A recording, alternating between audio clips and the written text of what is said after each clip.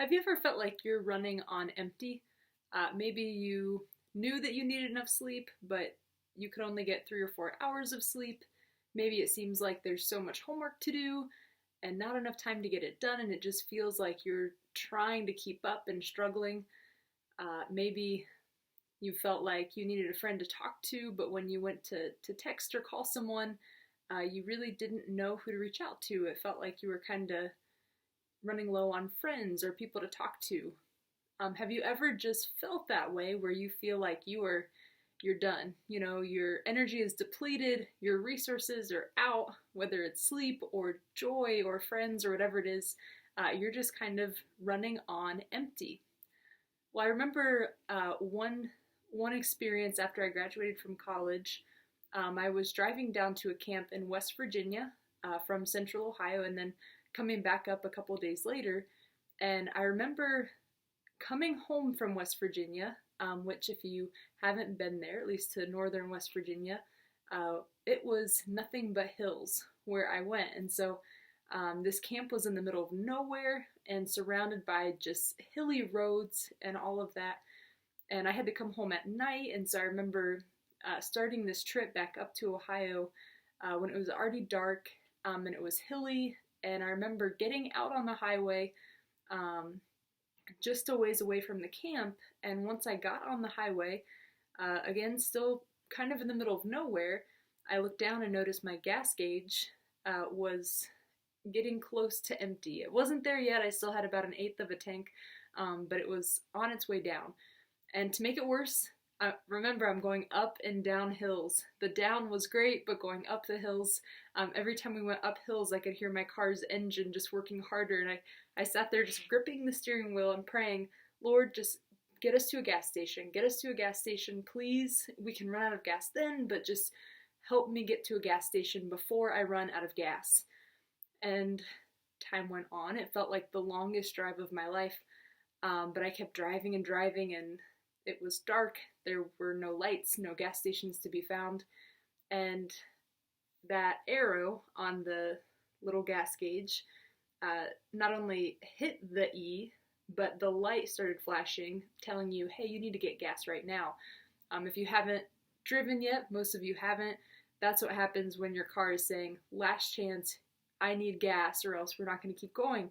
And so that's where the gas gauge was. It was on empty, and the light was flashing at me, and still there were no gas stations to be found. And so I'm panicking. I am panicking, and with each mile that goes by, I think, oh, okay, we made it one more mile, but also that's one more mile of gas we've used. And so I'm like, again, clutching the steering wheel and just praying and praying, God, get us to a gas station.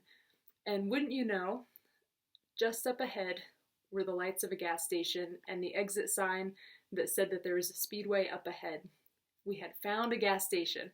I thought, well, even if we run out of gas here, we're close enough we can walk to the gas station. But we didn't run out. We actually made it to the gas station.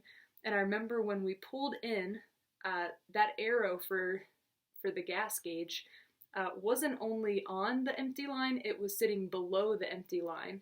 I don't know if you've ever seen that before, but that's how out of gas we were, that the gas gauge was below empty. That's a time I remember literally running on empty and praying that we would have just enough. Somehow, I didn't know how it was going to work, but I remember praying that we would have just enough to make it. That's kind of how it feels when you're running on empty, right? Like you are just trying to make it. You're just trying to have enough to keep going, enough energy, enough motivation, whatever it is. Well, this isn't a new thing. There's actually a story I want to share with you really quickly from John chapter 2. It's John chapter 2, 2 through 11. And this is a moment where Jesus is in a situation where people reach a point of being on empty. And so let's see what Jesus does in this moment. I'm going to go ahead and read the NIV version, and that is John chapter 2, verses 2 through 11. It says, on the third day, a wedding took place at Cana in Galilee. Jesus' mother was there, and Jesus and his disciples had also been invited to the wedding. When the wine was gone, Jesus' mother said to him, they have no more wine. Woman, why do you involve me? Jesus replied, my hour has not yet come. His mother said to the servants, do whatever he tells you to do. Nearby stood 6 stone water jars, the kind used by the Jews for ceremonial washing, each holding from 20 to 30 gallons. Jesus said to the servants, "Fill those jars with water." So they filled them to the brim. And he told them, "Now draw some water out and take it to the master of the banquet." And they did so. And the master of the banquet tasted the water that had been turned into wine. He didn't realize where it had come from, though the servants who had drawn the water knew. And he called the bridegroom aside and said, "Everyone brings out the choice wine first, and then the cheaper wine after the guests have had too much to drink. But you have saved the best until now."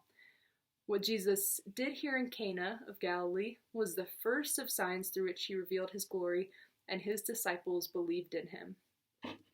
So in this moment, first let's talk about a couple things that are going on that you might not pick up in the story just from hearing it. First off, when you picture a wedding, don't picture the way we do weddings, where a ceremony is maybe an hour long and then there's a reception right after that's maybe 2 or 3 hours long, and by the end of the night, the whole thing's done. That's not how they did it. What they would do lasted about a week long. It was a full week of feasting and having wine and celebrating and being together. And so there's a lot needed there. So that's one thing. Another thing, just in thinking through the story, wine being at a wedding, especially at the end of the wedding, wasn't really a make it or break it miracle for Jesus to do. In other words, that miracle wasn't life or death. It wasn't super big and super important. It was maybe poor planning, maybe the family didn't have enough, whatever the case was. This miracle wasn't one of the big raise someone from the dead type miracles we think. And that's what I want to talk about, because when we run on empty, when we feel like we are running out or out, whatever it is, Jesus cares about those things, no matter how unimportant they seem. Like I said, the wine at the wedding, that doesn't seem like that big of a deal, right? That's because it's really not. That wasn't something that saved the day in a huge, giant way. He did come through and save the day, but it was about something, again, that wasn't really that big and important. I mean, it wasn't casting out demons or healing the sick or raising someone from the dead. It was providing wine for a wedding that had run out. So the first thing I want to share with you is, if you feel like you are running on empty, whatever it is that you feel like you are struggling to keep going, whatever you're running low of or running out of, no matter how unimportant it seems to you, those things matter to Jesus. I can remember a couple of, small examples besides just driving and praying that I would find gas before my car died. But I can remember a couple of small examples of praying and asking for help about things that were not important at all. And Jesus came through. I remember one time, this was when I was in high school, I couldn't find a hat that I was looking for. And I had looked and looked and looked throughout the whole house. And after like 5 minutes of straight looking, that might not seem like long, but it felt like a long time, I remember stopping and thinking, well, I'll just pray for help. I don't know if that'll make a difference, but I really need this hat and I have to get going. And so I prayed, Jesus, help me to find this hat. And even I think in the prayer said, I know this isn't that important. And I turned around and it was right there behind me. So that as soon as I finished the prayer, I turned and I was like face to face with this hat. It was on top of a dog crate and I just totally missed it before then. But I remember that time, that was not important. But Jesus came through in a little way. I remember another time where I had to wake up on time, and it was really, really important that I not oversleep at all. And so I prayed, God help me to wake up on time. I really need help with waking up on time. And that next morning, I was up at my first alarm. For those of you that are first alarm people, that's not impressive, I know. I'm not a first alarm person. I have 10 of them set, and I snooze them as I go. And then I hope that somewhere in the middle of all 10 alarms that I'm able to wake up enough to get out of bed. So that was huge for me.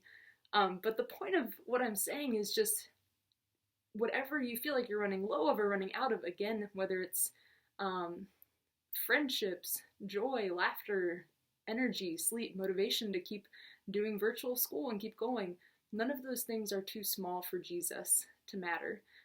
So I want you to know Jesus cares about those things, and he likes to come through for you. He wants to come through. But the other thing that I want to pull from the story to talk about with you is I want to encourage you, whatever it is that you're praying about or talking to Jesus about, to follow Mary's example of having the faith so that when we ask Jesus for whatever it is that we need help with or is going on, that we trust that whatever Jesus chooses to do, that's what's best. Remember early in the story, Jesus kind of tells Mary, my hour hasn't come yet. Why are you asking me this? And Mary says, just looks at the servants and says, do whatever he asks you to do. Where she could have said, come on, I raised you for the last how many years? The least you can do is this one miracle. You know, there's so much she could have said, but instead of all the things she could have said, she just said to others, hey, whatever Jesus chooses, do that. That's best. So for us, I know when we ask for things, we think, you know, it should happen by this time, in this way, this is what I really need.